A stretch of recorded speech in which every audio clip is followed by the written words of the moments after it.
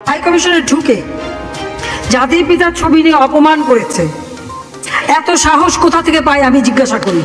সরকার বাংলাদেশের এরকম উন্নয়ন করতে পারেনি, আর যদি আওয়ামী লীগকে ফের ক্ষমতায় ভোট না দেন বাংলাদেশ পাকিস্তান হয়ে যাবে। সোজা কথা, আপনারা এটা বাংলাদেশের মানুষের ভোট, আপনারা যদি চান বাংলাদেশ পাকিস্তান হয়ে যাক আওয়ামী লীগকে ভোট দিয়েন না।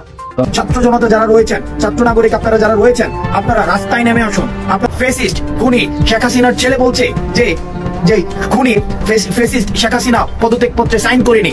অর্থাৎ এই যে এইভাবে আইনি কাঠামোর মধ্যে বা আইনি ষড়যন্ত্রের মধ্যে নিয়ে এসে জুডিশিয়ারি কু করার মধ্য দিয়ে আমরা দেখছি যে আমাদের ছাত্র জনতার অংশগ্রহণে যে বিপ্লবটি হয়েছিল সেই বিপ্লবটিকে প্রশ্নবিদ্ধ করার এক ধরনের পায়তারা চলছে।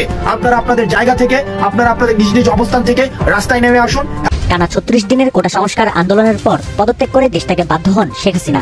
সাবেক প্রধানমন্ত্রীর ওপর ক্ষোভ থেকেই রাজপথের পাশাপাশি গণভবন দখলে নেয় সাধারণ জনগণ। অন্যদিকে ৪৯ বছর পর আবারও শেখ হাসিনার আশ্রয় হয় ভারতের রাজধানী নয়াদিল্লিতে। সাবেক প্রধানমন্ত্রীর পদত্যাগের বিষয়টি নিশ্চিত করেন সেনাপ্রধান জেনারেল ওয়াকারুজ্জামান। তবে বার্তা সংস্থা রয়টার্সকে দেওয়া সাক্ষাৎকারে হইচই ফেলে দিয়েছেন শেখ হাসিনার পুত্র সজীব ওয়াজেদ জয়। জানান, আনুষ্ঠানিকভাবে পদত্যাগ করেননি শেখ হাসিনা। যাদের উদ্দেশ্যে ভাষণ দিয়ে পদত্যাগের ইচ্ছা থাকলেও আন্দোলনকারীরা অগ্রসর হচ্ছিলেন গণভবনের দিকে। নিরাপত্তার কথা মাথায় রেখে অল্প সময়ে দেশ ছাড়তে হয় সাবেক প্রধানমন্ত্রীকে। সাক্ষাৎকারে জয় আরো দাবি করেন, প্রধানমন্ত্রীর পদত্যাগ না করা সত্ত্বেও সংসদ ভেঙে দিয়ে অন্তর্বর্তী সরকার তৈরির প্রক্রিয়াটি অসাংবিধানিক। নির্বাচন প্রসঙ্গে প্রধানমন্ত্রীর সাবেক তথ্য প্রযুক্তি বিষয়ক উপদেষ্টা জানান, ত্রয়োদশ জাতীয় সংসদ নির্বাচনে অংশ নেবে আওয়ামী লীগ। তবে নির্বাচনের জন্য অন্তর্বর্তী সরকারকে ৩ মাসের বেশি সময় দিতে নারাজ তিনি।